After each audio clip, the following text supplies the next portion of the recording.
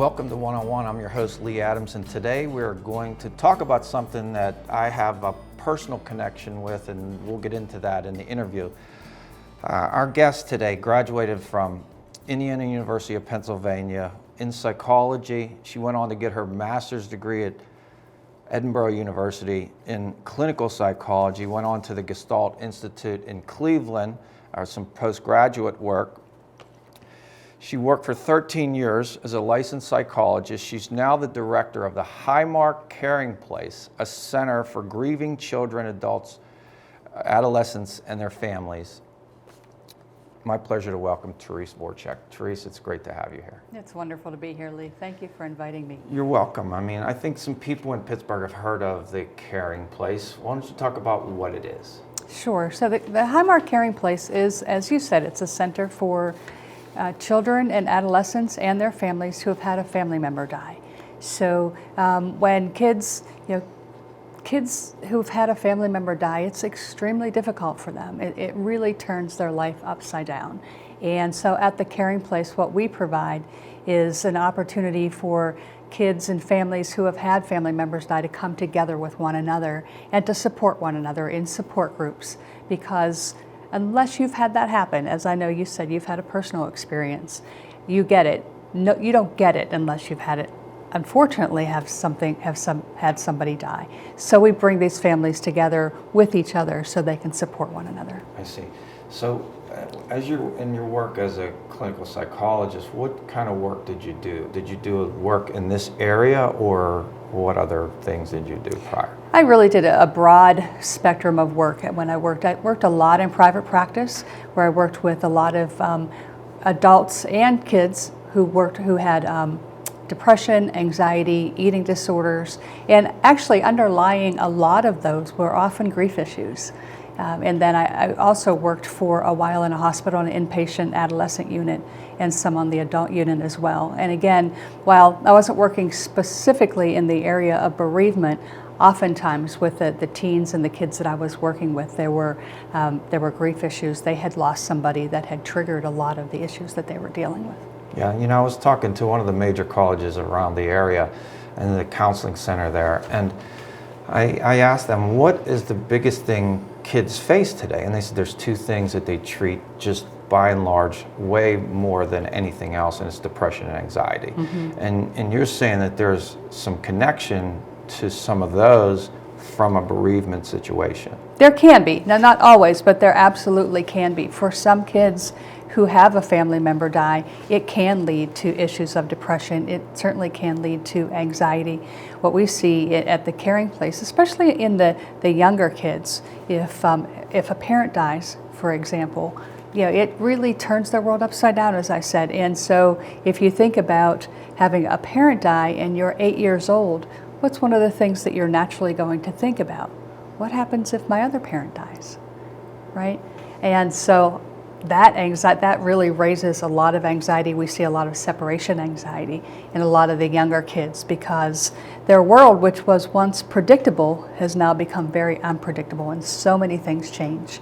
And so you see anxiety come about as a result of that. Absolutely, and I'm thinking of a family in the South Hills, which I was very good friends with the father, and he died at a very young age, and those kids who were teens had exactly what you said. They were worried about their other parent, mm-hmm. and unfortunately, a couple years later, the other parent died. Sure. So now they are orphans, so to speak, and their worst fears happened. And so, sure, it would bring a lot of anxiety and a lot of issues. So what's the history of the Caring Place? So the Caring Place started back actually in 1996.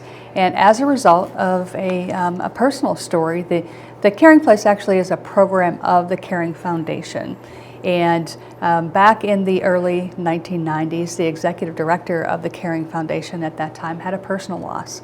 And his stepson died in an accident, and he had a 6-year-old son at home who was grieving the death of his brother. And so as a family, they were searching for services in the community. And what they found was there were services for he and his wife at the time, so for the adults in the family, but really nothing that helped children. who were grieving. And so that's really how the Caring Place came about, was from the grief of his own family. There was a pilot program at that time. It was called the Pittsburgh Center for Grieving Children, that was just getting off the ground. So he and his family attended one of the support groups at that program, and then he ultimately brought that program into the Caring Foundation, and it became the Caring Place. So the Caring Place started running their groups in '96, and then our first facility was dedicated in downtown Pittsburgh, where it still exists today in the old Horns building, in 1997. I see. Have you been there since the beginning?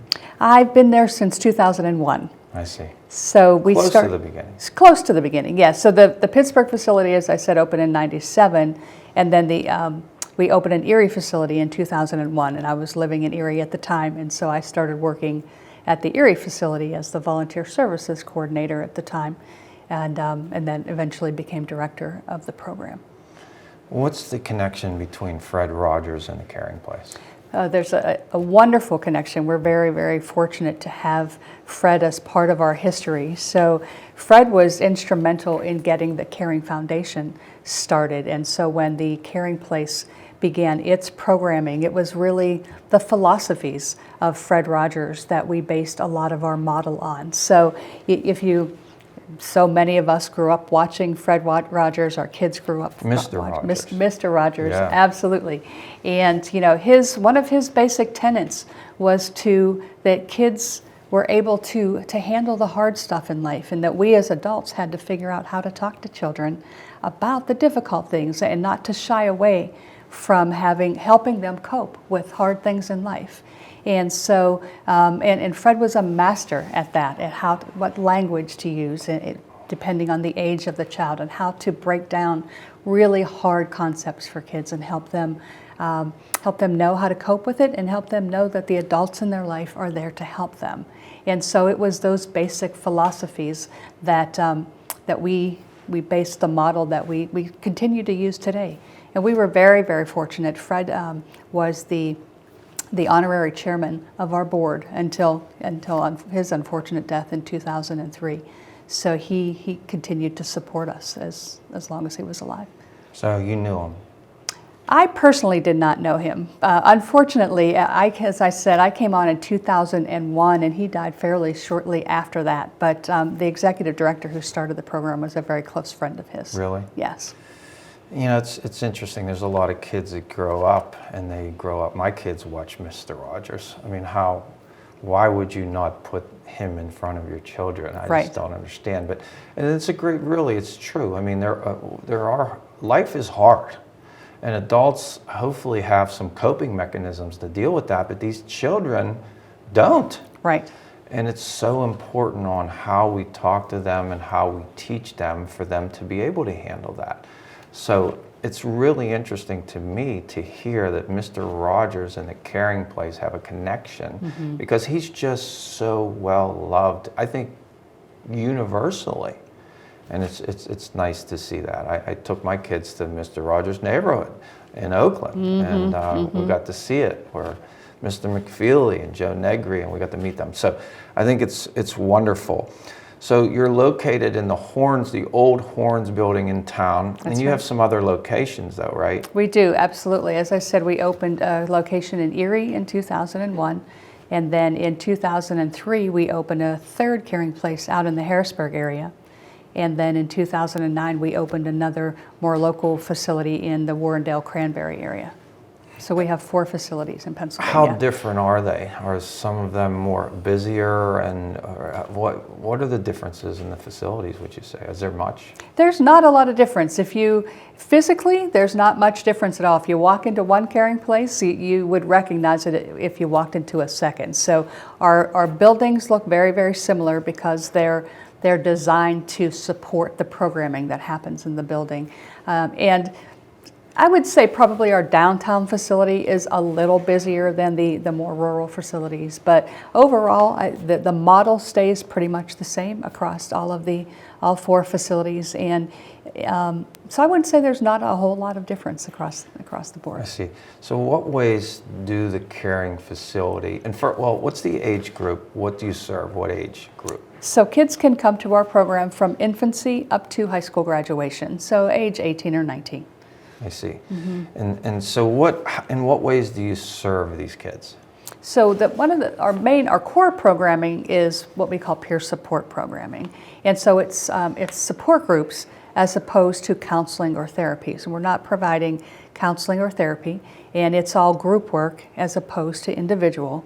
And so what we're providing again is the opportunity for kids to be with other kids who unfortunately have had somebody die in their life as well. And when they come to the caring place, we divide the kids up according to age. And so if you came to our facility, what you would see is different group rooms that, depending on the age, we have a preschool room, we have a room for kids of elementary school age, middle school, and then our teens, high school age. And when they come to the caring place, they have the opportunity to meet with other kids and to talk, to do a variety of activities to help them at a very, very difficult time in their lives support one another. Are there kids that resist going? Sure. Yes, I mean, think about it. And I love talking to the kids after they've come to our program for a while. Imagine being a parent and telling your 13-year-old, I'm going to take you to a grieving center.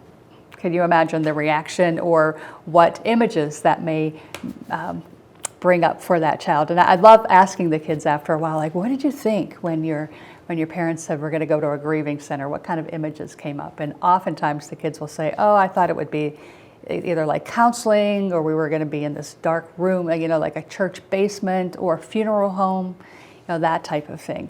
And so sure, there's definitely some resistance, especially the teens. It's interesting to watch what happens with the teens as they come to the program, because typically they're the most resistant. And what we will say to an adult who's bringing a teenager is just get them to come 2 or 3 times. Just try and get them here and see if they like it. And after 2 or 3 times they're still saying, you know what, this isn't for me, then okay. But if you can get them in the door, typically what happens is they love coming, because if you think about what's important for a teenager, it is their peers, right? It's other teenagers at that time. That's who they really want to connect with. And that's what we're giving them the opportunity to do. So when they get in that room and they sit across the table from another 14-year-old who is saying the things that they've been thinking, and all of a sudden they're going, wow, like that person gets it. And oh my gosh, like I'm not as crazy as I thought I was. They're typically hooked. And they're the ones that are often dragging the parents then in after that. So it's just once we get them in the door and they see what can happen and what's available for them, typically the resistance falls away. Well, that's pretty powerful. You're right. Teens, their big influences are other teens, and so they're resisting, they come in reluctantly, they sit here, and now they start hearing teens of their age say the things, like you say, that's going on inside of them. Mm-hmm. Now, I would assume that there are some parents that would say to you, my kids seem okay. Sure. And so how do you deal with that? Absolutely. We get calls a lot from parents and adults who are raising the kids that I'm not sure if we need to come. How can I tell if my kid needs this type of program? And oftentimes what we tell parents is the child doesn't have to be acting out per se or visibly depressed or anxious like we talked about. Just the fact that somebody they love died and the impact that that's having on their life, even if they appear to be coping well with it, that person's gone and they miss them. Oftentimes the grief is enough, so to speak, to potentially need somebody to talk to. And so we have a process where the families can come in for what we call an orientation, and we encourage the kids to come, and they can kind of check us out and see if this is something that they think that they'd like to keep coming back to. Yeah, well, it's really great that you say that, and I'm going to tell you why. I grew up with 4 kids in my family. I'm the oldest of 4. My father was a Pittsburgh policeman. He worked in the Martin Luther King riots in the town, and great person, big influence in the family, was the leader. It was the old 50s style relationship where the man goes and goes to work, the mother stays home and nurtures the children. He comes home and he tells us where we're going and what we're doing and the disciplinary and everything. Major influence. I'm the oldest of 4. All of a sudden, heart attack, gone. We were shell-shocked. We were absolutely shell-shocked. But to your point, Terese, if you looked at me and you said, is this kid having problems? You're not seeing any problems. I was a good boy because my father required that. Right. So I was a good boy. Well, so I'm going to school and I'm feeling all out of sorts. And I really needed somebody to talk to. But you wouldn't know that by looking at me and talking to me. Right. I wasn't hurt. I was crushed. I mean, I felt like a freight train ran over me. So when I opened up the Post-Gazette and I saw the article, and then you guys did that 30-minute documentary, I watched that. I was transfixed because that was me.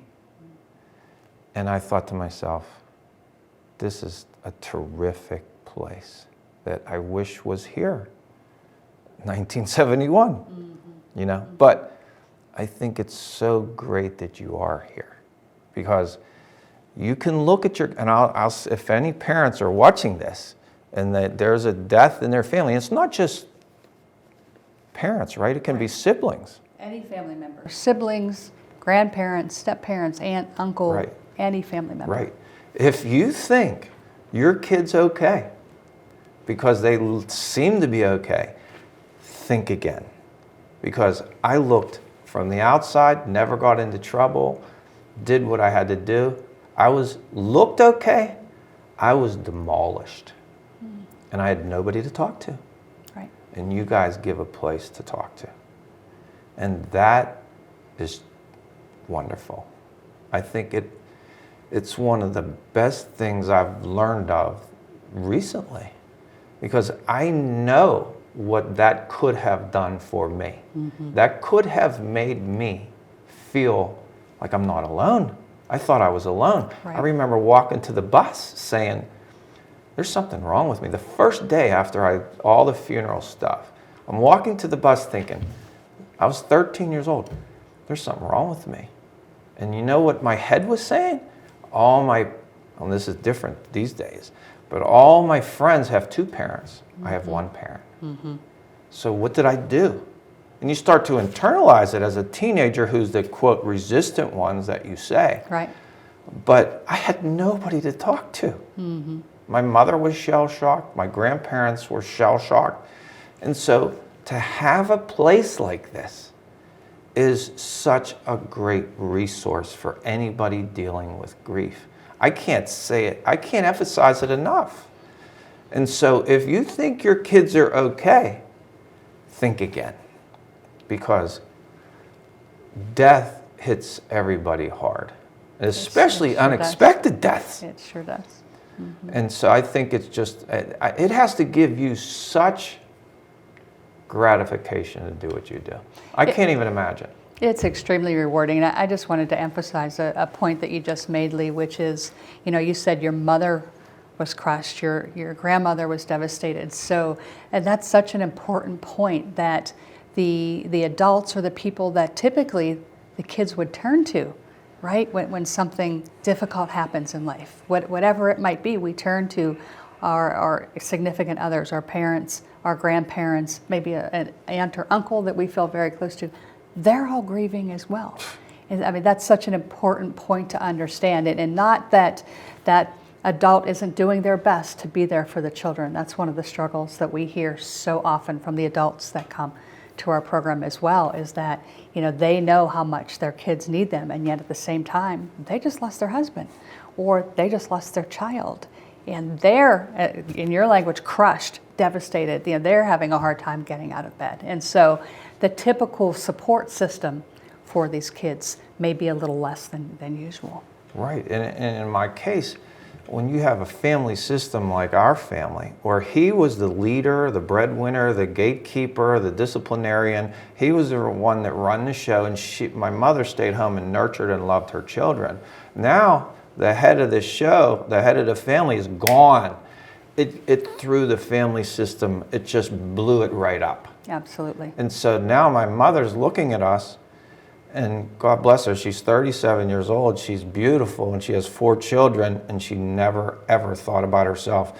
She just poured her heart into her children and loved them unconditionally.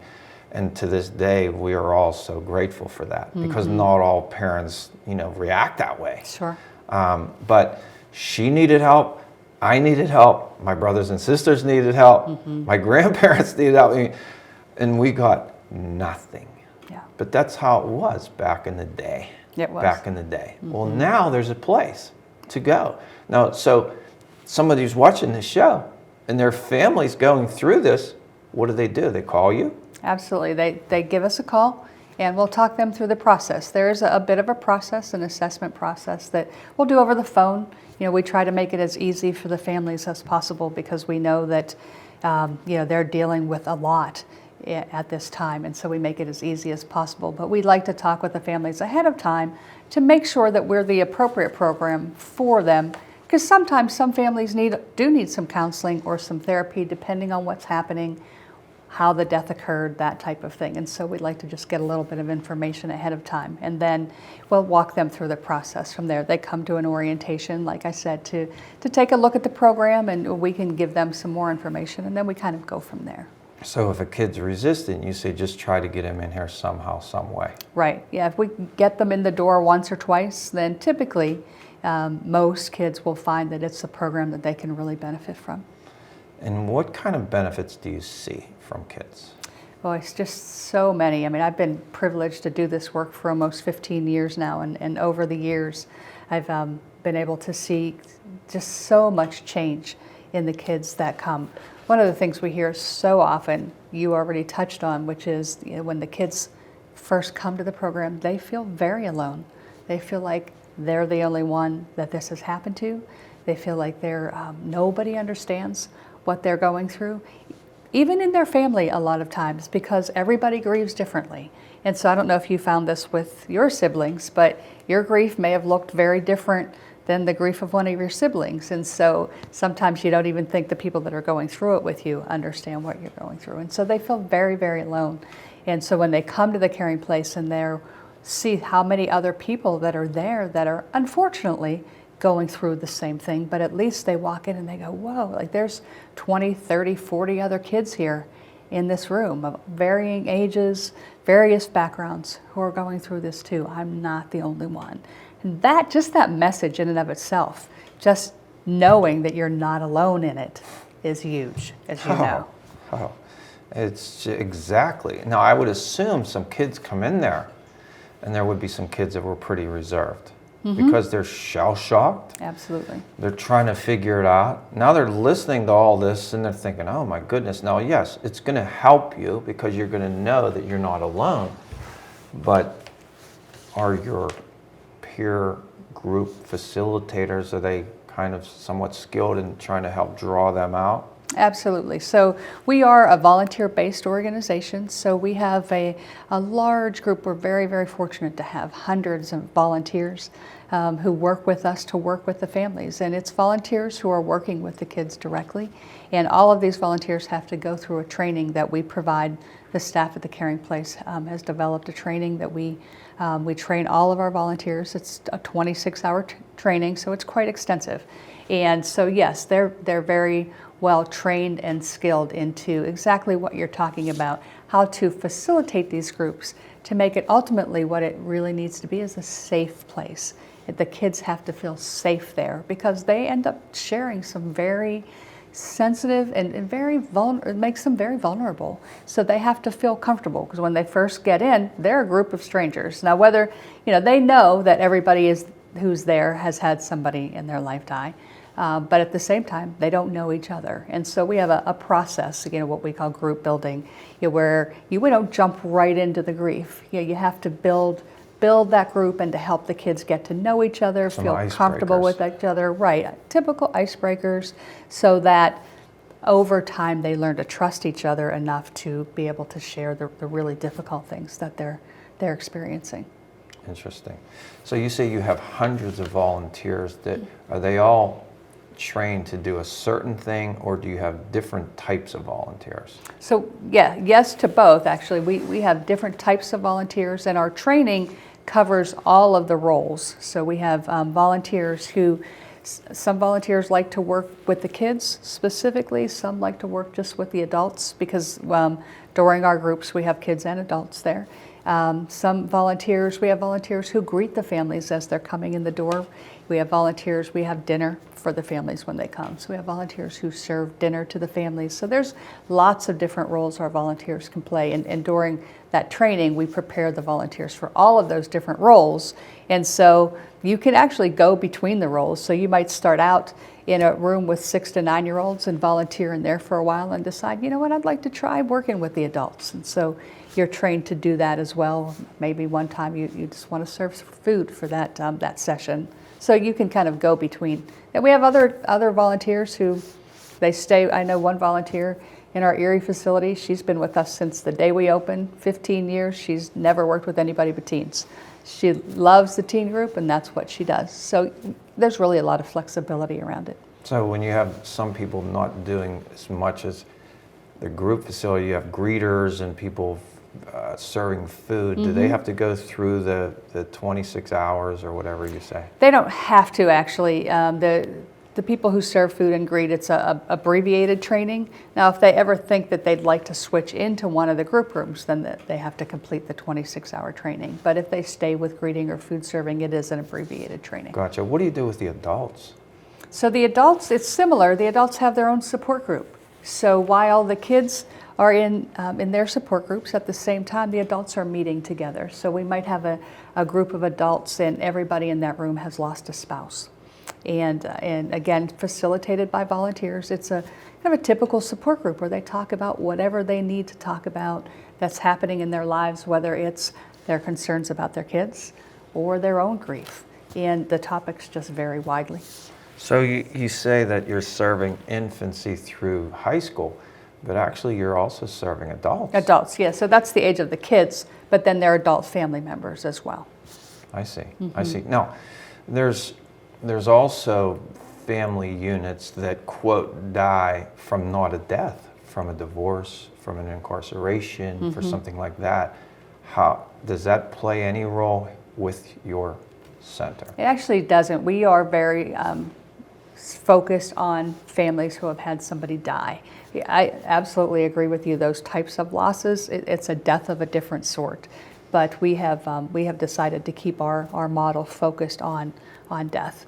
And friends, if they lose a friend or a pet, that's not involved either. Right. It's a death of a family member. All right. Do you have to have children to be able to come to your You do, facility? yeah, that's an excellent point. So while we include the adult family members, our focus is on the grief of children. But again, the adult family members come, but you do have to have a child, so to speak, in order to come to the program.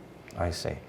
And so do you require the adults to come with the children, or can they drop the children off? Yes, no, it's a family program, again, focused on kids, but a family program. So we expect adults to be there with the kids during the time that they're in the group sessions. And again, they're going through their own support group at the same time. So we provide that for the adults because, as we just talked about, death affects the entire family.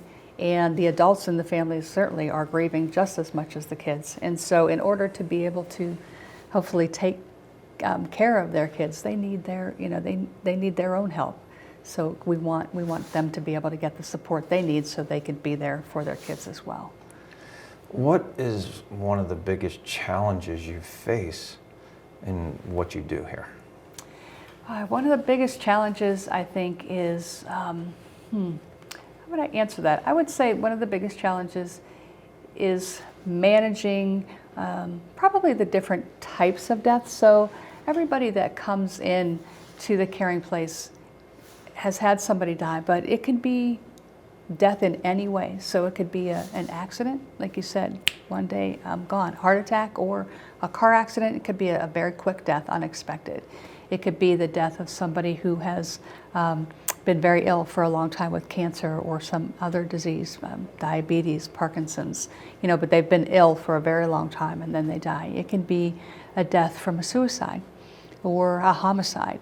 So everybody that's coming in, the commonality is somebody has died, but the way that they've died is very different. And also the length of time between when the person died and when the family comes to the caring place varies widely.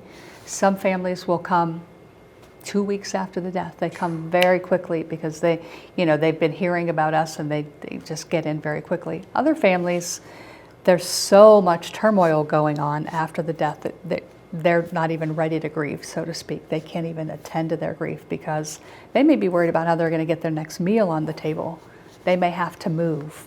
There's just so many things they may need to attend to. So sometimes it's a year or two before they make their way to us. So just coming in with a lot of different variables and managing all of that in the group. And our groups are large. We'll have anywhere from 60 to 100 people in on a group night. Adults, families, adults and kids and the volunteers. So a lot of people to manage in the building, but it's amazing how well it works. I would think when you do, I guess, some sort of intake or assessment, I would think that you would look at certain situations and say, can we even help this situation? Do you do that? Absolutely. As I said before, the reason why we have the assessment is because for some families, they do need a higher level of service than what we're providing. They do need to be in counseling or in therapy. Sometimes the circumstances of the death are very traumatic and there's trauma involved. We've had kids who have seen their parents shot. We've had kids who have come who a member of their family has committed suicide, and they're the ones who have found that person. So just really horrific circumstances, and so where trauma really is involved, and so they really do need counseling, either before they come to our program or at the very least at the same time that they're coming to our program. How often do you have these groups available? They're available throughout the year, so we start groups at various times throughout the year, so pretty much ongoing. You require them to come subsequent groups, or can they come as they can? No, we ask a family to commit to what we call a session, and a session will be either 8 or 10 meetings. So they come to the caring place, let's say 10 times, and we ask them to commit to those 10 meetings. And then once those meetings are done, if they want to come back and recommit to another session, then they can do that for as many times as they'd like. But we do ask them to, if they're going to come, to commit to coming. Because they get used to being with each other, and when you don't show up, it impacts the dynamics of the group, and they miss each other. So we really ask them to try and make it. Yeah, so you talk about peer support. So I think some people might be watching this saying, what's the difference between, say, peer support and counseling? Mm-hmm.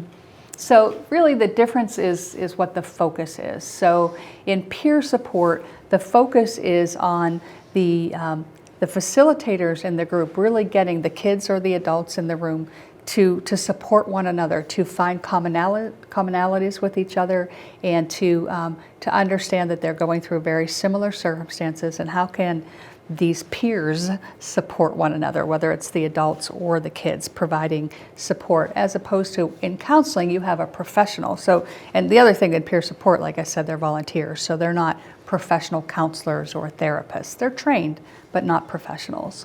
In a therapy situation, clearly you're with a trained professional who is really going to guide the process, right, and go a little deeper into the process. But you found, even with this peer support, that I would assume you've seen some really good results. Absolutely. Well, it's not counseling and it's not therapy, it's certainly therapeutic, and absolute tremendous changes in the kids. I many times have heard the adults and the families talk about the behavioral changes they've seen in their kids. Kids who were having nightmares no longer are having nightmares. Kids whose grades are dropping, they'll see a turn in that and see the grades start to come up. Kids who have withdrawn and really have turned inward, they'll see them start to come out of their shell again. And a lot of times, one of the biggest changes is they're able to talk about the person who died or talk about what's happened. So they're not keeping it in so much. And once they're able to bring it out, it's like a release valve, that they can just feel more comfortable again. I would think that people make some pretty good connections there. Absolutely, and that's one of our goals. We really hope over time that not only do they find support in the caring place, but they make long-lasting relationships, which often happens. And many, many times they meet outside and become friends and stay friends for many years. How do people find you? Through lots of ways. So we do a lot of outreach in the community. Actually, right now, one of our biggest referral sources is families who have come to the caring place. So, they're telling other families who need the services. But meaning my staff will go out into the community and we do a lot of education of professionals who work with children, whether it's mental health professionals, or we do a lot of work in the schools and working with schools to understand the need that these kids have, so that when they know of any students who have had somebody die, they can refer to us. Funeral homes will have our information on hand, doctors' offices, that type of thing. And so any professional in the community, hopefully, who deals with children and families will have our information should they come across a family who is in need of our services. So the other thing I'm thinking about is, say there's a little workplace, and it's not a family per se, but there's a workplace and you have a death there. Mm-hmm. Do you just primarily deal with families and not those kind of units as work units? Is that how it works? Yes, we deal with the families internally. Now, what we would do if really needed is if a workplace would call us and say this happened, we could talk with somebody at the workplace about some things that they could do within, with their coworkers, that type of thing. But we wouldn't physically go in and work with them as a unit, but we could certainly consult with them about some things that they might want to do. So if you have a family that even knows of another family that is going through this, what would you suggest? And that may happen. Somebody's watching this show. Oh, I know a family. Mm-hmm. What would you suggest that they tell that family on how to connect with you, and what can they say to them? Sure. What I would suggest is there's a couple of ways. They could call our office and request some of our information. We could mail it out to them, and then they could take it to the family and say, hey, I was watching this television show, heard about this program, got this information, I wanted you to know about it. Or we have a website that has a tremendous amount of information on it. They could tell the family about the website and say, why don't you get on the website and just take a look, see if you think it's for you. Ultimately, it has to be obviously the family's decision, but they may not know about us. And so just getting that information to them and then letting them decide. And we, as a program, will never call a family.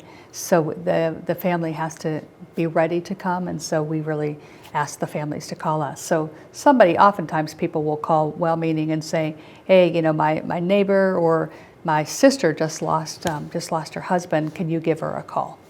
Unfortunately, we won't do that, but we encourage them that in that case to give her sister the information and have her sister call us. I see. So, but you do some outreach with schools, though. Absolutely. And how do you do that again? So there's a couple of different ways that we work with schools. So the schools that we work with, we go in and there's some schools that we're working with right now that we're facilitating support groups right in the schools. So there are some kids that just can't get to our facilities for a variety of reasons. And so we started a program about 1.5 years ago where we're working with schools in the communities, the different communities where we are, and we're facilitating groups within the schools for grieving students, and at the same time training the school personnel to facilitate those groups on a long-term basis. So we can't stay there for years, but we can go in, facilitate the groups, train the staff, and then the staff can keep those groups running. The other thing that we do within schools is we educate the school personnel on the impact of death on kids, because a lot of times they don't know, they don't understand what the kids are going through, and so helping them understand, they can then help the child in school maybe make some adjustments to make coming back to school a little bit easier, and helping them with their grades and that type of thing. So those schools that you work with, have they reached out to you? Yes. And then they feel there's a need here, and Absolutely. then you come in and provide some services. Yes, so they reach out to us under a lot of different circumstances. Perhaps they know of a child in their school that is in need of some help. They might call us and say, how do I get this information to the child? Or since we're in the schools, professionals talk one to another, and they may hear from another school that we've been working with what we're doing there. So they call and say, hey, can you come into our school and do that as well? With your background, I mean, there's families I could imagine, okay, they're going through this, and they think things are kind of okay, it was a shock, but I'm not sure they really understand grief and the grieving process. So can you talk a little bit about that? What is grief? What's the process? Sure. Yeah, I think what's really important there is, because you hit on an important point, what people really don't understand is the grief of children. And so oftentimes kids are, Alan Wolfelt, who is one of the pioneers in grief research, and he termed children the forgotten mourners, because oftentimes their grief looks very different than the grief of an adult, right? And so we look at kids and we think they're over it. Very similar to what you said. If somebody would have looked at you, they would have thought, he's doing fine, right? Kids are resilient. Oh, they bounce back very quickly. Those are the things that we say about kids a lot. Not unusual for a child to be at the funeral home with, let's say their brother died, and they're at the funeral home of their brother, and then they come back to all of the family at the house, cousins that they haven't seen in a couple of months or years, and they're outside playing baseball. And so the kids, the adults in the family are going, oh, he's doing so well, look, he's out there playing, right? And so they interpret that as he's getting through this very easily and moving on easily. But that's not what's happening at all. The kids grieve very differently than adults, and they grieve in spurts. Cognitively, developmentally, they can't hold on to the grief for long periods of time like we as adults can. And so you see it kind of come and go. That same child who was out playing baseball all afternoon, that night might be crying silently into his pillow, and the parent doesn't know that. And so to see a child who looks like he's doing okay, as we've already talked about, is not necessarily what's happening, because kids their grief looks very different. Oftentimes, especially the younger kids, they don't have the language to talk about. I mean, the feelings of grief are very complex and difficult to express. And so if you have an 8-year-old, they're not able to sit down and have a conversation with you about how they're feeling. They don't have that kind of language. And so it's hard to interpret what's happening with them. And so at the Caring Place, a lot of what we do with the younger kids are different activities to help them express their grief in a lot of different ways that doesn't have to do with language. I just find it incredible you just said that, and I'll tell you why. I don't talk a lot about personal things in these interviews, but I just think it's relevant to this conversation.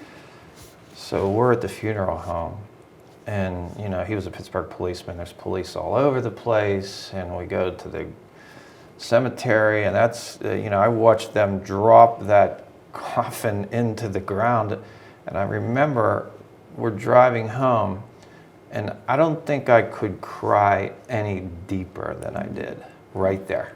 I don't know the word you can put to someone just getting run over by a bus. Almost makes me a little emotional even thinking about this. So we go back to our house, and all the people come to our house. And I'm in the house, and all the cousins and the uncles and the friends, and they're all there, because it was a terrible thing. He died at 42 years old with these 4 kids. It was terrible. So they're all there.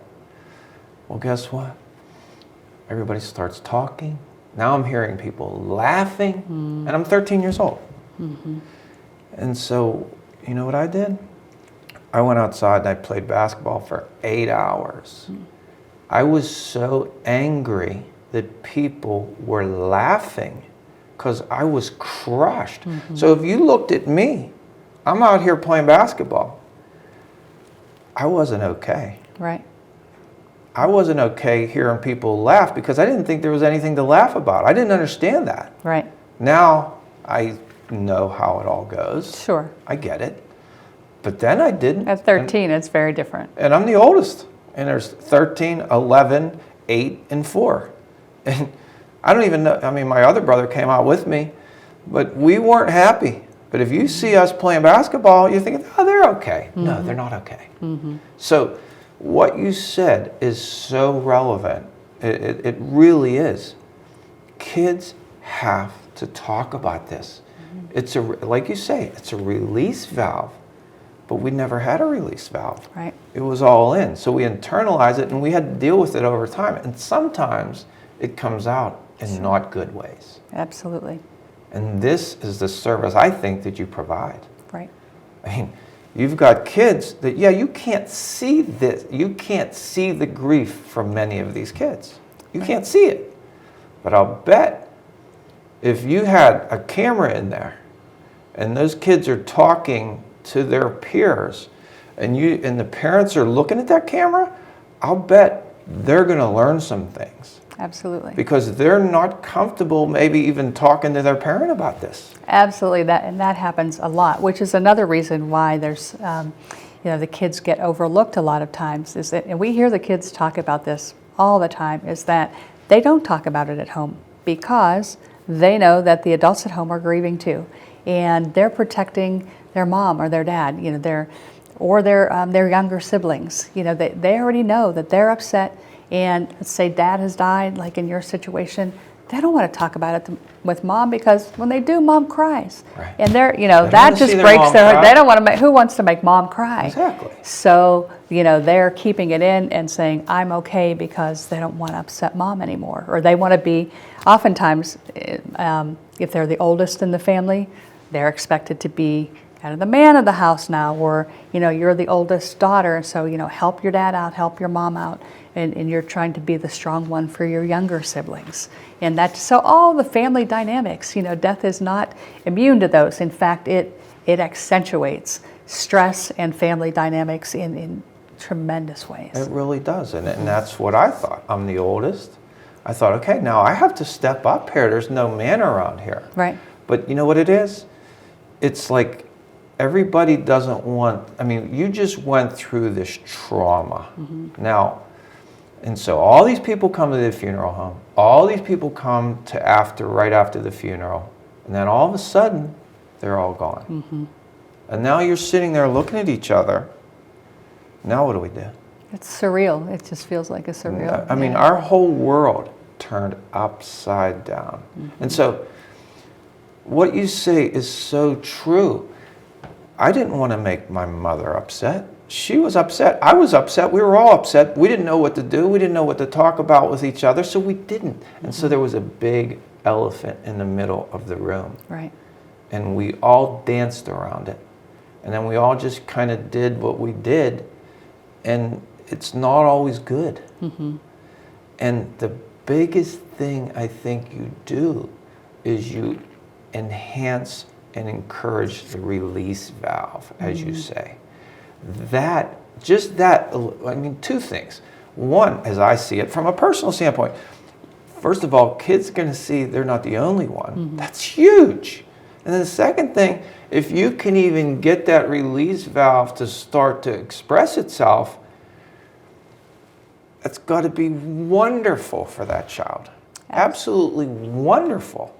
And I would add a third to that, and that is, because those are two critical things I think that happen. And then the third is when the kids and the adults both, regardless of age, when they come, because they haven't had the chance to talk about it and they've kept so much of it in, and they think they're the only ones, they also think that, am I normal? The kids are wondering, is what I'm thinking normal? Is how I'm acting normal? Is it normal that I'm 17 years old and I'm crying myself to sleep every night? Is it normal that I'm 12 and I want to sleep with my, I'd like to crawl into bed with my mother and sleep. Maybe I am sleeping with my mother again for a while. Is that normal? Is it normal that I don't want to hang out with my friends anymore? Or that, when they're talking about, we hear this a lot from the kids, if they've had a parent die, and then typical preteen, teenager, what do? You complain about your parents, right? Oh, my mother was, she grounded me because I didn't get a good grade. So they're complaining about their parents. And now this child is sitting there thinking, oh, if I only had my mother back. And they get angry at their friends for being, for complaining about their parent. So many things. Or they feel guilty. Did I do, as us as adults, of course, we know they didn't, but they think things like, did I do something to cause the death? Was there something I could have done to prevent it? I'll never forget a little girl, and she was probably, I think, 7 years old, 7 years old, saying to me, her dad died of a heart attack, and the last time she saw him was when she was getting on the school bus. And she gave him a hug goodbye, went to school, and before she came home, he had died of a heart attack. And I'll never forget her saying to me, had I known that was going to happen, I would have never gone to school that day, and maybe he wouldn't have died. Now, in a 6-year-old's mind, right? And so my point being is that when they start talking about that and hearing other kids saying the same things and hearing the volunteers say that's a really normal thing to think or to do after somebody has died, they feel less crazy and they feel normal again.